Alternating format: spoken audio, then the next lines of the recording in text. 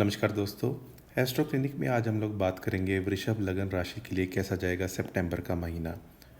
दोस्तों, आपके ruling planet हैं शुक्रदेव यानी कि वीनस, और महीना स्टार्ट होने पे ये रहेंगे थर्ड हाउस में। लगन या राशि का मालिक जब भी थर्ड हाउस में हो तो इस पीरियड में इंसान का साहस, पराक्रम, मेहनत, ये सारी चीज़ें बहुत बड़ी हुई रहती हैं। जो लोग कम्युनिकेशन मार्केटिंग के क्षेत्र में हैं उसमें भी उनका प्रदर्शन काफ़ी अच्छा जाता है। दोस्तों, 14 तारीख के बाद ये यहाँ से राशि परिवर्तन करके चले जाएंगे सिंह राशि में, और केंद्र का मालिक दूसरे केंद्र में होगा, और यहाँ पे शुक्र होते हैं दिग्बली, यानी डायरेक्शनल स्ट्रेंथ भी उनके पास होती है। अगर आप दूर रहते हैं तो आपके होमलैंड वापस आने का योग बनेगा। अगर किसी भी रीज़न से मदर से आपकी दूरियां हो गई थी तो उनमें अब कमी आएगी। आप घर की कुछ साज सज्जा, सजावट, ब्यूटिफिकेशन, कोई नई बेडशीट, कोई पेंटिंग या पेंट का काम करवाते हुए दिखाई देंगे। सुख सुविधा के साधन आपके बढ़ते हुए दिखाई देंगे इस पीरियड में।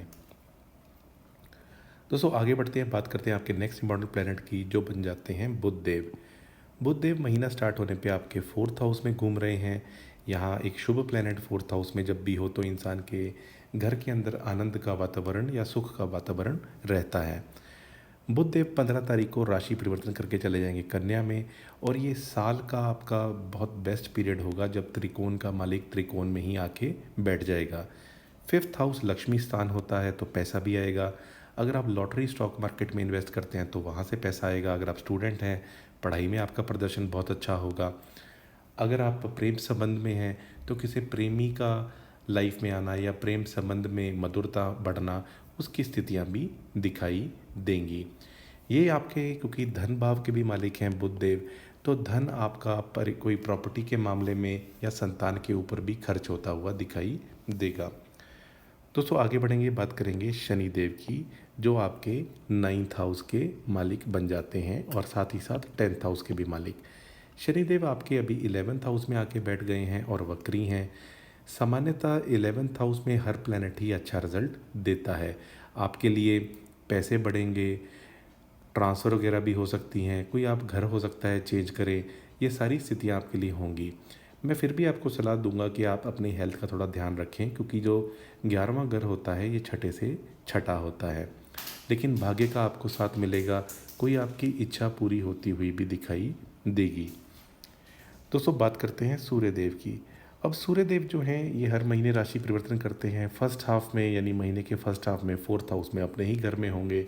इस पीरियड में कोई आप अपना अपार्टमेंट बुक कराना चाहते थे, घर बुक कराना चाहते थे, कोई भी ऐसी चल अचल संपत्ति को आप इकट्ठा करना चाहते थे, तो वो सारे काम आपके बनेंगे। नौकरी करने वाले या सरकारी नौकरी करने वाले लोगों के लिए भी चीज़ें बहुत अच्छी रहेंगी।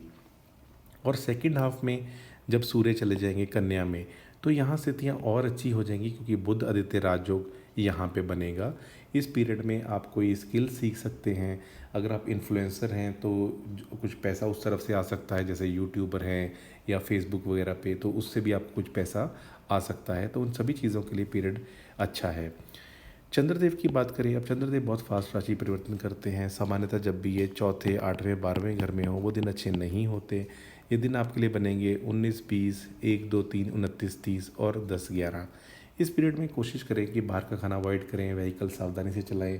हो सके तो दही, दूध, चीनी, चावल में से किसी भी चीज़ का दान कर सकते हैं, तो बाकी दिन अच्छे निकल जाएंगे। बात करते हैं मंगल देव की। मंगल देव इस कुंडली में योग कारक नहीं होते, क्योंकि 12वें के मालिक होते हैं और अभी चल रहे हैं पंचम स्थान में। 13 तारीख को ये राशि परिवर्तन करके आ जाएंगे छठे घर में और हो जाएंगे विपरीत राजयोग में। अगर आप कोई भी कंपटीशन में पार्टिसिपेट करना चाहते हैं, जैसे सेट का एग्ज़ाम, जीआरई को, या कोई नौकरी का इंटरव्यू, अगर आप अपनी मर्ज़ी से डेट्स ले सकते हैं तो आप 13 तारीख के बाद प्लान करेंगे तो उसमें आपको ज़्यादा सफलता मिलने के चांसेस बन जाते हैं। हालांकि मेहनत तो आपको करनी ही पड़ेगी, लेकिन चांसेस आपको एस्ट्रोलॉजी पॉइंट ऑफ व्यू से आपके बढ़ जाएंगे। और 13 तारीख से पहले स्पेशली जो लोग प्रेग्नेंट है, जो बहनें हमारी प्रेग्नेंट है, उनको अपनी प्रेगनेंसी का ध्यान रखना चाहिए। मंगल की जब भी दृष्टि फिफ्थ हाउस पे हो या बैठे हो फिफ्थ हाउस में, तो क्योंकि ये ब्लड के कारक हैं तो प्रेगनेंसी लॉस के चांस बढ़ा देते हैं, तो आप थोड़ा सा ध्यान रखिएगा। तो बात करते हैं नेक्स्ट प्लैनेट की, जो बन जाते हैं गुरुदेव। अब गुरुदेव आपके लिए वैसे तो योग कारक नहीं होते, क्योंकि 8वें घर के मालिक होते हैं, लेकिन गुरु एक नैसर्गिक तौर पे शुभ ग्रह हैं और इनकी दृष्टियों में अमृत होता है। ये सेकंड हाउस में बैठे हैं और अष्टम के मालिक हैं। तो लेगेसी से यानी इनहेरिटेंस से पैसा मिलना, कोई जैसे एलआईसी की पॉलिसी है या मेटलाइफ या और जितनी भी कंपनीज़ हैं, तो ऐसा कोई पैसा मिलने का योग बना देते हैं। यानी जो आपने नहीं कमाया हुआ, आपने इन्वेस्ट किया था या आपको इनहेरिटेंस से या वसीयत से मिल गया, उसके योग बना देते हैं। वहीं गुरु की दृष्टि आपके पंचम स्थान पे होगी, सप्तम पे होगी और आपके 10th हाउस पे होगी, तो नौकरी में चीज़ें बेहतर होंगी, नई नौकरी लगने का भी योग बनाएंगे। तो ये सारी स्थितियाँ अच्छी हैं। हेल्थ में कोई प्रॉब्लम चल रही थी तो उसको भी सॉर्ट आउट करने की गुरु कोशिश करेंगे। अब बात करते हैं राहु और केतु की। राहु जो हैं ये आपके 10th हाउस में आके बैठ गए हैं, बहुत अच्छी कंडीशन में है राहु। नौकरी में तरक्की करना, उत्तरोत्तर तरक्की करना, विदेश में जाके नौकरी करना, राहु ये सारी स्थितियाँ आपके लिए बनाएंगे। और क्योंकि ये गुरु के नक्षत्र में है जो कि अष्टम के मालिक हैं और 12th के मालिक हैं, 12 नंबर राशि यानी 11वें घर में जो पड़ती है, तो इसलिए आपकी कोई इच्छा पूर्ति भी करवाएंगे। अचानक कोई धन प्राप्ति का योग भी बनाएंगे। यानी नौकरी में कई बार अमेरिका वगैरह में या कुछ कंट्रीज़ में होता है, जॉब मिली, साइन ऑन बोनस और कंपनी शेयर्स मिल गए, तो ऐसी स्थिति भी राहु बनवा सकते हैं। और वहीं केतु आपके 4th हाउस में आके बैठे हैं। 4th हाउस में केतु इंसान को इंडिपेंडेंट थिंकर यानी इंसान खुद सोचेगा जो करना है, थोड़ा चंचल भी बनाते हैं। कभी कभार ऐसा इंसान ज़्यादा बातें भी करने वाला हो सकता है, तो केतु थोड़ी सी ऐसी आपको टेंडेंसी देंगे या काम करने में थोड़ी मोटिवेशन या रिलैक्सेशन का भी करवाएंगे। अब ये क्योंकि यहाँ पे इनकी शत्रु राशि है, तो अगर कोई कोई भी अगर फैमिली की प्रॉपर्टी का कोई जैसे इनहेरिटेंस का मामला था या आने वाला हो, उसके डिस्प्यूट्स को अगले 1 साल अवॉइड करिएगा, क्योंकि वो डिस्प्यूट जल्दी सॉल्व नहीं होंगे। ये राहु यहाँ पे केतु बैठे हुए आपको खुद ही करना है जो करना है, दोस्तों पे भी भरोसा नहीं करना और माता पिता के भरोसे भी नहीं बैठना। तो ये सारी चीज़ें करवा सकते हैं, लेकिन फिर भी इनहेरिटेंस का पैसा आपको दिलवाएंगे आने वाले समय में। लेकिन फ़िलहाल फैमिली डिस्प्यूट्स हो सकती हैं। ओवरऑल हेल्थ की बात की जाए तो ओवरऑल हेल्थ के लिए पीरियड मुझे अच्छा दिखाई देता है। लगन या राशि का मालिक जाके 3rd हाउस में बैठा है, फिर 4th हाउस में आएगा, तो ये सारी ही स्थितियाँ अच्छी हैं। मंगल जब आ जाएंगे 6ठे घर में तो इनकी अष्टम दृष्टि लगन पे पड़ेगी, तो उस पीरियड में थोड़ा सा ध्यान देना होगा आपको, स्पेशली व्हीकल चलाते वक्त। फैमिली में अगर मैं बात करूं तो फैमिली में स्थिति अच्छी है, पैसा फैमिली में आता हुआ दिखाई दे रहा है, फैमिली में इनहेरिटेंस से भी पैसा आता हुआ दिखाई दे रहा है। जो स्टूडेंट्स हैं पढ़ाई कर रहे हैं, उनका प्रदर्शन स्पेशली सेकंड हाफ में बहुत अच्छा रहेगा, महीने के सेकंड हाफ में।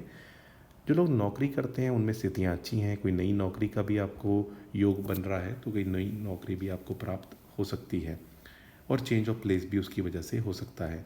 जो लोग प्रेम प्रसंग में हैं और डेटिंग के लिए डेट्स की रिक्वेस्ट करते हैं, तो उनके लिए जो डेट्स बनेंगी वो बनेगी जब शुक्र और चंद्रमा एक साथ होंगे और या फिर इनकी प्रतियुति होगी। तो ये डेट्स बनेंगी 19, 20 और 4 और 5। तो इन डेट्स पे आप फ़ायदा उठा सकते हैं, डेटिंग पे जा सकते हैं, प्रेमी को कोई गिफ्ट देना, पिकनिक पे जाना, ये सब प्लान कर सकते हैं। मैरिज के लिए अभी गुरु की दृष्टि नहीं है। शुक्र खैर 4th हाउस में आके बैठ जाएंगे और मंगल जो इस घर के ही मालिक है सप्तम के, वो अपने से 12वें में जा रहे हैं। तो मैरिज का कोई डायरेक्ट योग तो नहीं बनता, लेकिन फिर भी अगर आपकी कुंडली में मंगल की महादशा अंतरदशा है और उसमें गुरु या शुक्र टकरा रहे हों, तो उस वजह से सीन बन सकता है। लेकिन फिर भी ये सारे काम कुंडली मैच करवा के ही करने चाहिए। अगर मैं स्पाउस की बात करूँ तो महीने का जो फर्स्ट हाफ है वो उनके लिए इच्छा पूर्ति का योग बनाना, नौकरी में तरक्की करना, उसका योग बनाएगा।